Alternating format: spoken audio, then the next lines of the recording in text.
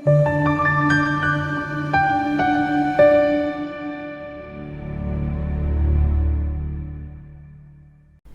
isho into eziningi nje ngokuhlukana kwezimoto, but ke mina mangibheka imoto most of the time I don't use color. Because if singa ngamakhala then singachaza imoto amaphupazi u1000 umnyathi ngiphupha imoto ebovu, ngiphupha imoto emhlophe, ngiphupha imoto egreen, ngoba imoto it's a car. It's a mode of transport esiyisebenzayo ukuze sifike siyakhona, yabona. Ngale nje kombala imoto isho into enhle uma yenza izinto ezinhle, ihamba uyigibele nani usebenzisa, yabona. Ingaba omunye umbali bengomunye umbali uyigibele hamba kahle, yabona, ngoba ukuthi kungangokuthi kufika imoto enjani leso sikhathi. So namhlanje asikuveze futhi ukuthi zikhona izidalwa zabantu eziziveza ngemoto. Futhi imoto ingavela njengesidalwa, kodwa futhi imoto ingavela njengomuntu ophilayo, yabona. Imoto ingavela njengemoto, yabona. So naku esingakubheka la ukuthi ke mina ngiwuphasoni ngichannel New Freak. Umthetho omdala ukuthi subscribe, like, become a member, nikela ku channel yenze ukuhle nangakini.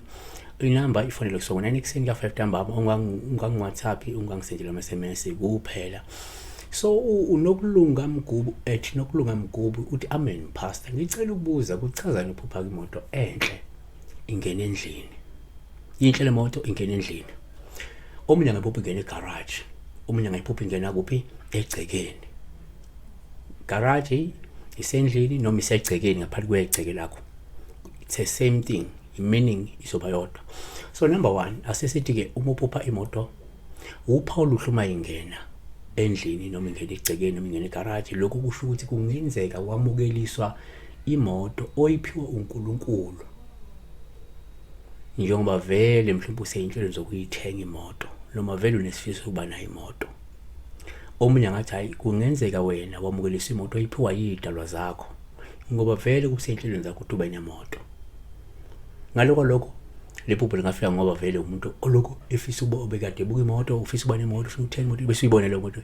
Just that it's a fantasy onayo, yabona. 2, kuyenzeka futhi ngisethe iphupho imoto kuba upha oluhlume ingene endlini noma ingene egarage noma ingene nje egcekeni. Lokho kungakhomba ukufika komuntu owumlingani wakho omnene noma oqotho, uma ukuthi umuntu ohlela ukuganwa noma umuntu oqeda ukugana noma oqeda ukuganwa, yabona. Lingangena kanje futhi le moto. 3, kuyenzeka futhi ngisethe iphupho imoto uthothi kuba upha oluhluma ingena ngaphakathi kwegceke, ngaphakathi kwegarage noma ngaphakathi kwendlu.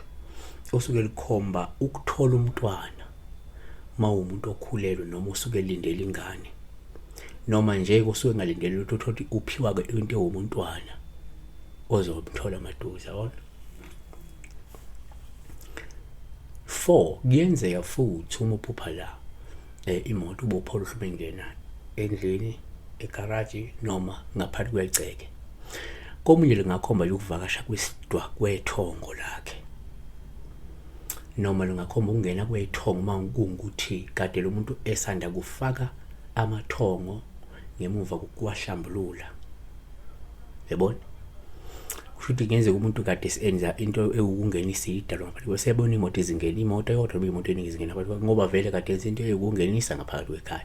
Azivale ukuthi number 5, kodwa kwesinye isikhathi uma uphupha futhi imoto kuyaba uPaulube uma ingena endlini, ingena egcekeni noma ingane.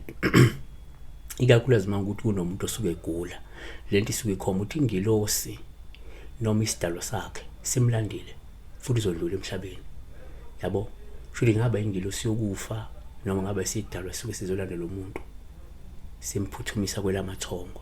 Amakhosi esibili chapter 2 verse 11 kwathi bese lokhu behamba bekhuluma, bheka nansi inqolo yomlilo namasha omlilo kwabahlukanisa bobabili. Eliya wakhuphuka ezulwini ngezivunguvungu. Eliya wakhuphuka ezulwini ngezivunguvungu. Siyazi ke la kwaku Eliya no Elisha babehamba bobabili, kuhamba lo asala lona. So siyabonga kakhulu besibheka la uma imoto ingena ngaphakathi kwegceke noma ngaphakathi kwendlu noma ngaphakathi kwegarage, kodwa si-emphasize ukuthi omunye ngoba vele ngenzeka vele uzothenga imoto, ingoba vele ufuna ukuthenga imoto, ingoba vele uphiwe imoto isidalwa, uphiwe imoto uNkulunkulu wakhe. Siyabonga, be blessed.